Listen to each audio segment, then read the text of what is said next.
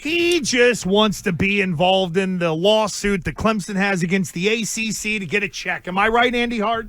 No, it's simpler than that. This is sort of the dirtiest, grimiest of visors, and I just got back from the gym and threw this on and didn't want to get one of the newer visors dirty. Oh, look at me. I go to the gym. Yeah. Oh, is it leg day? My push-ups. Whoa. Oh, Is look the at me, I'm doing creatine biceps. grandfather over there going to make for fun health. of me? It's health benefits. Is It has it nothing to do with Health workouts. benefits. It's health benefits. It's my mental or circulation. physical? Both. Mental or physical? Both. Hey, can I jump in real quick, man? I have involuntary muscle spasms going on right now. I don't want to lose it. Give Hart 10 weeks of those reads. He'll stop busting your balls. Good point. Touche.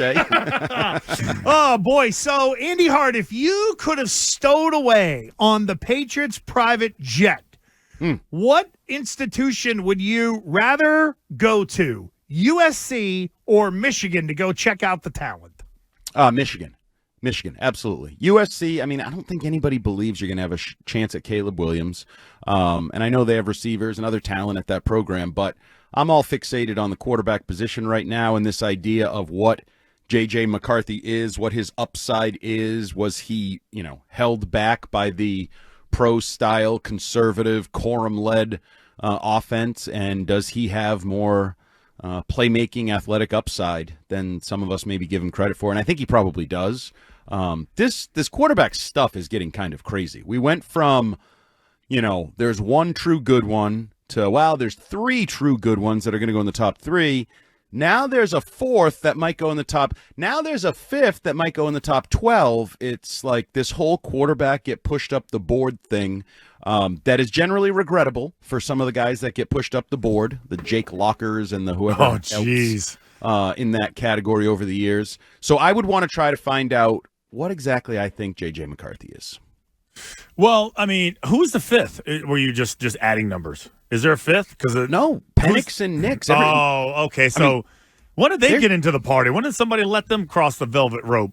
I got a bet with Rich Keefe. Rich Keefe is betting man that 6 quarterbacks are going to go in the first round, that both Penix and Nix are going to get pushed into the first round. And if 5 go in the top 15 or so, then he's probably right. Because I think, people will say there's really only one more, and they'll start itching and scratching. Are there that many openings? Well, that's the thing. Like Hart, Fourier and I did a little bit of an exercise yesterday where I was looking at the Patriots being able to trade back into the first round. And if you look at a lot of those teams at the bottom of the first round, other than the top 3, the only other 2 teams, Hart, that I could really come up with where I say they might overdraft, they desperately need a quarterback, would be Minnesota at 11 or 23, and then Denver at 12. After that, anybody who takes one, to me, might be a little bit of a surprise, and that even includes San Francisco, where one could argue, hey, if the right guy was there, they're loaded enough. Do they have to spend their first-round pick on, replenishing the roster? Maybe they could go get somebody there that they really like. But on the whole, I just don't know if there are that many teams that will be motivated to take those guys. Yeah, it's weird when it's the quarterbacks. And we've seen weirdness this offseason. Like, what are the Pittsburgh Steelers doing exactly? They have Russell Wilson. They have Justin Fields. Do they have a quarterback? A quarterback? Of course they do. Well, they have. Well, yeah. I mean, come on, Hart. Justin Fields is the uncrowned Super Bowl champion and MVP, brother. Would you bet your mortgage or your left testicle, whichever you value more, that both or either of those guys is on the roster in 2025? I would say neither. Okay, so they don't have a quarterback, even though they have 2, which is the old cliche. If you have 2, you have none, blah, blah, blah, blah, blah, blah, blah. So there's the teams that obviously need quarterbacks, right? The top of the draft and some of the Vikings.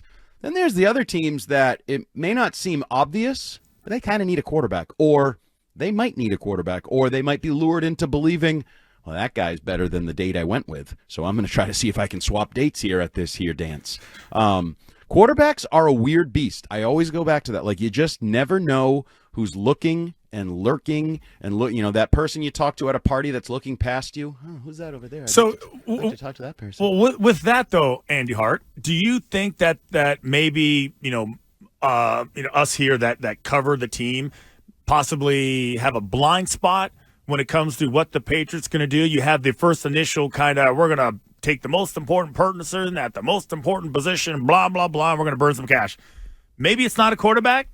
Maybe it's a completely different philosophy, and the Patriots are better at hiding it than we give them credit for? It's a possibility. I never rule anything out, especially with a new regime, new people, new tea leaves that you're trying to read. I will still be surprised if the Patriots do not take a quarterback at the top of the draft next month, April 25th. I think they're going to stay at 3, and I think they're going to take the quarterback that falls into their lap.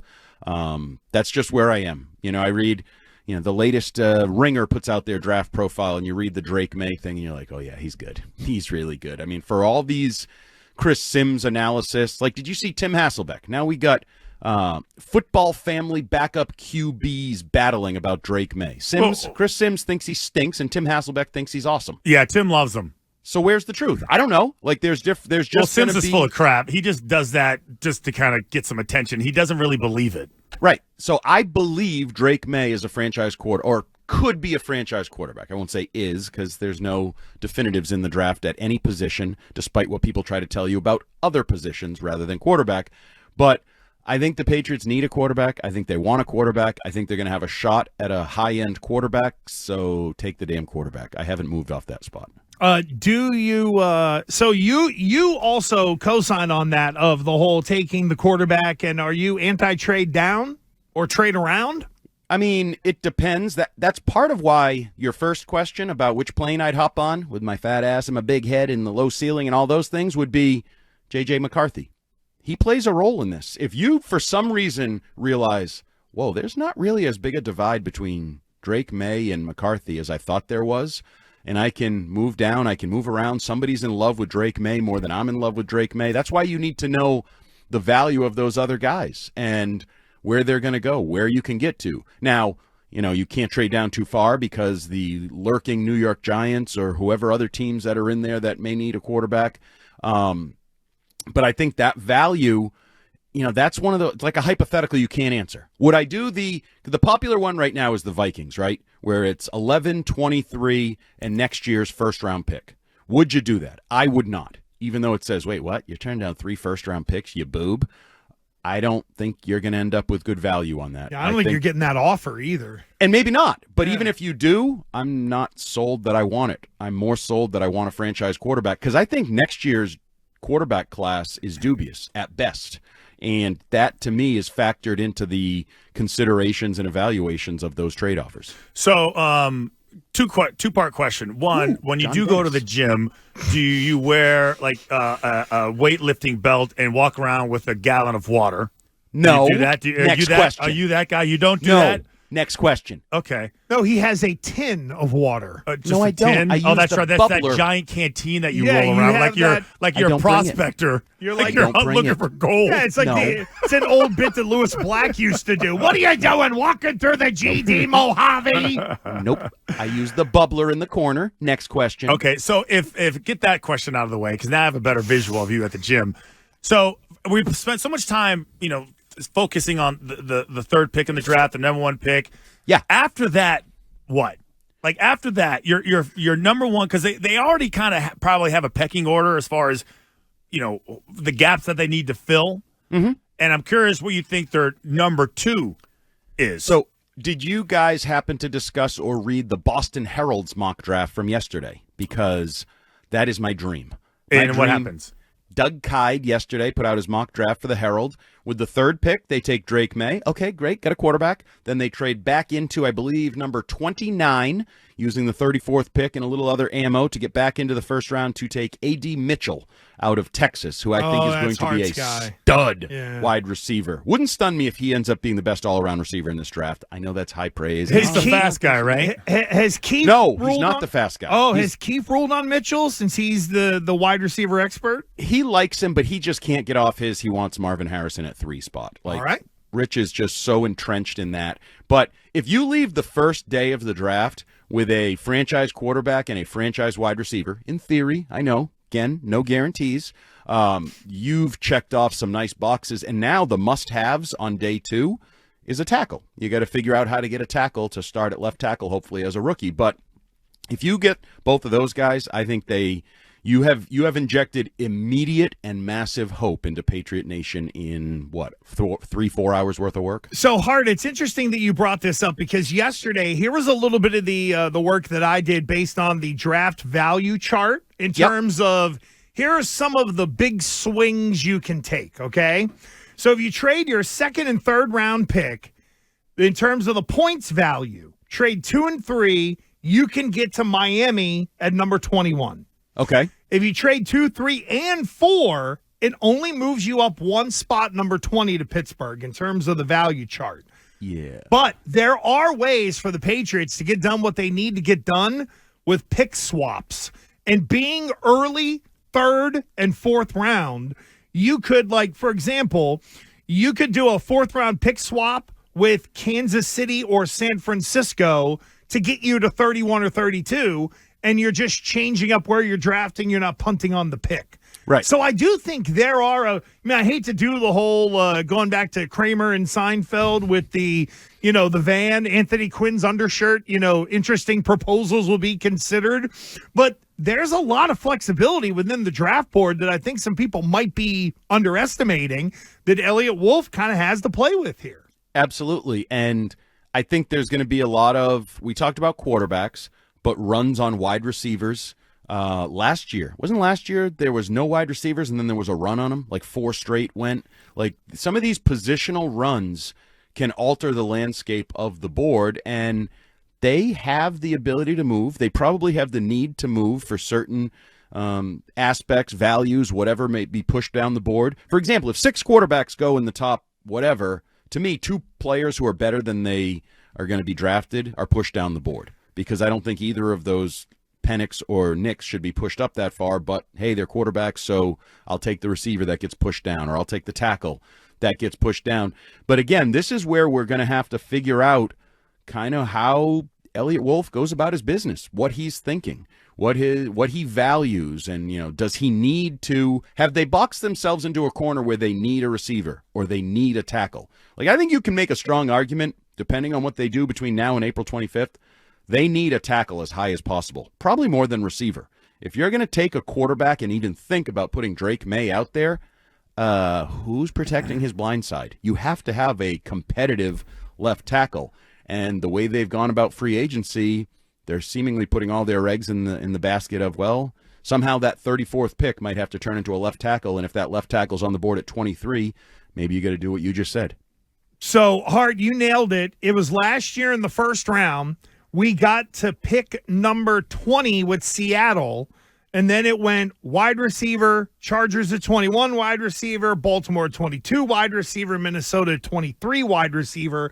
So they all went kind of in a clump. Yep. And what's interesting is, and Foye, I know you got a question, but what's interesting is it went Bryce Young, C.J. Stroud, Houston traded back in, took a defensive player, and then the third quarterback went at number 4. This year, instead of it being Will Anderson, the guy at number 3, it could end up being Marvin Harrison Jr. It's just really interesting for you how it almost the top of the board, just a different player sets up in terms of 3 QBs and all that. Yeah, I almost wonder, if this could be a flat-out offensive sweep during the draft. For the Patriots? For the Patriots. Because all we talk about, like the massive amount of need is, technically, it feels like it's all on the offensive side of the ball. But I wonder if there's an area of need on the defense that we're not even paying attention to. Yeah, I would put cornerback in that group, outside corner, boundary corner, as the draftniks like to call it. They got a 4th rounder. They'll be fine. Oh, yeah. No. I mean, they've nailed the hell out of that in the past. Asante Samuel types or worse, and all of a sudden the guy's a really good player. Yeah, I think you can do it that way. But unless they sign... Stephon Diggs said, I'd be open to going to the Patriots, even though I'd prefer to re-sign with Dallas. I like that one. That's an interesting value-based free agent signing, maybe. I do think they need to add a true outside corner, either a rookie with upside or a veteran, to the Christian Gonzalez mix. I hate to be the wet blanket on Christian Gonzalez, but I've become that. Everybody's anointed him the second coming. And he's played 3.5 games. And, we're building the entire cornerback position around him. And I love him. I think he's really talented. but I'd like to see him, I don't know, play 4 games in a season. Like he's got just, he needs to prove he can stay on the field and do the job. He didn't have the opportunity for the book to be out on him and guys to swing back around and take chances and read his film and all that. And then you have Jonathan Jones and Marcus Jones. You kind of have these slot corner types that I'd prefer in the slot. You have Miles Bryant, who's kind of he's a free agent, first of all, but he's also a jack of all trades, master of none. I think you need another corner. So if you're going to draft any position on defense, I would prefer it be corner. Well, don't worry, Hot, because Gonzalez was drafted by Bill, so that means he'll stink soon. I don't think so. You won't. That's not the message that's been sent this offseason, where they've pretty much done everything to retain everybody who Bill Belichick brought in here. Well, you know what? That's because there's something going on. And what about Judon? We had a discussion about the benefits of trading Judon. Are you in on that? Your thoughts on that? If it's beneficial to say some sort of dumb response to the question, you get a 3. I wrote a column this morning that I would love to know what is their realistic timeline, because Matthew Judon for a multi-year rebuild here probably doesn't really align with your timeline. Mm-hmm. Would he make you better this year? Sure. Is there value in that? I don't know. Maybe you don't want to win that extra game that he wins with a fourth quarter sack, because you're picking somewhere between 3 and 10 next year, and you'd rather pick 6 instead of 9. It might be a better player. So we have a new GM, a new head coach. Is ownership putting any pressure on them? Does ownership see this as year 5 in the rebuild or year 1? Because if they see it as year 5 and they're antsy, I want Matthew Judon around, because he's arguably your best player, one of your 2 or 3 best players on your roster. But if they see this as year 1 of the new regime, the new era, and I can get something, what do you think you can get for Judon? Can you get a second-round pick for him? A 2 or a 3, probably. I think best-case scenario 2, depending on the desperate team. And it depends on which draft. This year, it's probably a 3. If you do it 2025, it's probably a 2.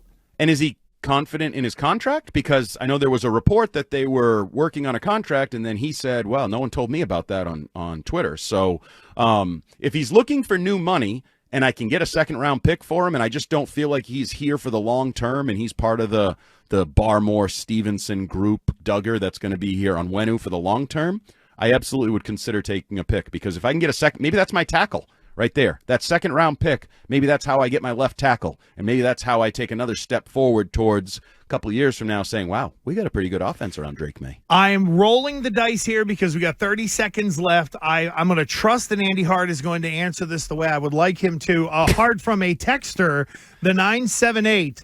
Number 3 for Justin Jefferson and number 11. Who says no? I think the Vikings say no. Thank you very much. They've already kind of said no. Yeah. The guy at the combine. Justin Jefferson. Right.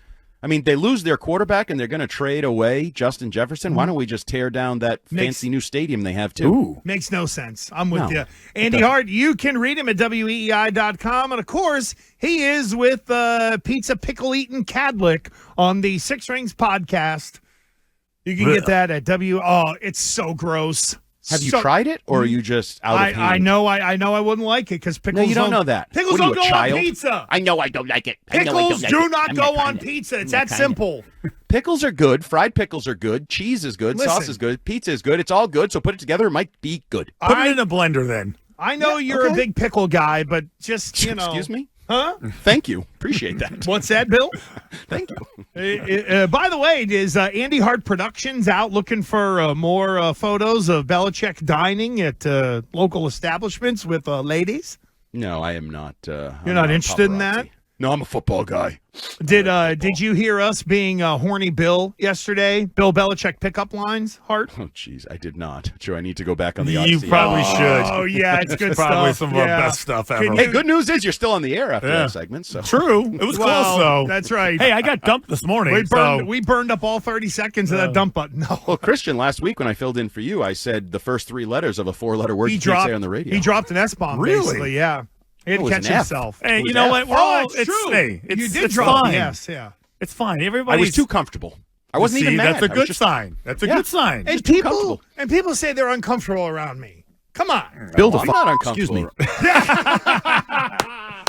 me. Good stuff, Hart. Thank you, buddy. Thank you, buddy.